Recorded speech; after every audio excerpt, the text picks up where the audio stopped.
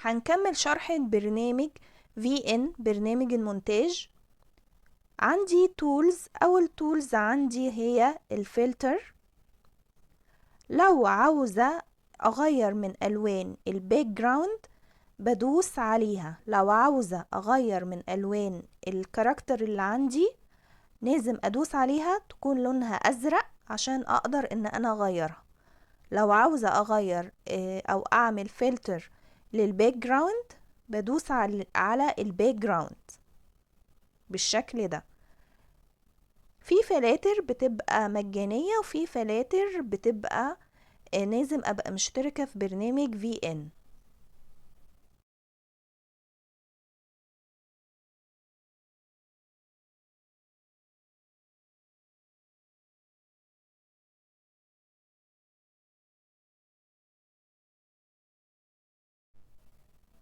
الاوردر اللي في اتجاه السهم ده برضو بيعمل لي موشن للشخصية اللي عندي او برضو للباك جراوند.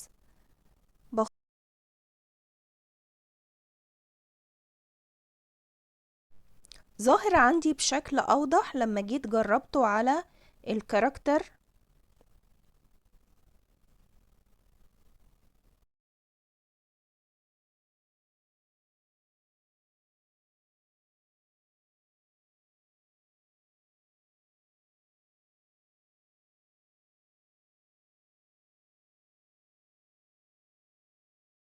هنا بقى بوضح ازاي اسيف الفيديو بكفاءة عالية، الريزوليوشن بتاعه يكون قوي. بحمل الفيديو من العلامة الزرقاء اللي عندي دي. بيظهر عندي اعمله اوتو ولا مانيوال.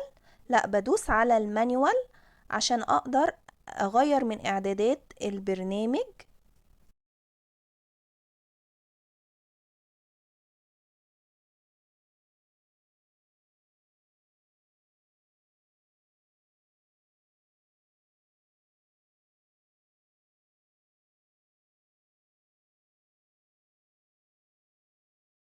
اول واحدة اخليها 1800، تاني واحدة اخليها على 30، واخر واحدة مش هغير فيها حاجة، هي بتتغير اوتوماتيك.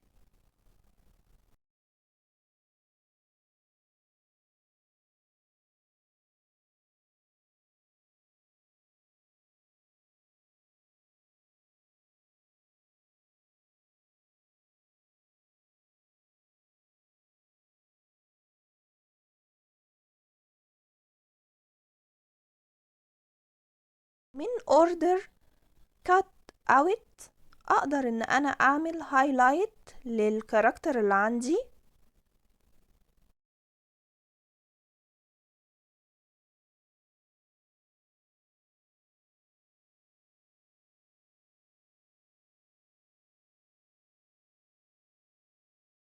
دي سلسلة لتعليم برنامج المونتاج VN لاستخدامه لعمل فيديو انيميشن.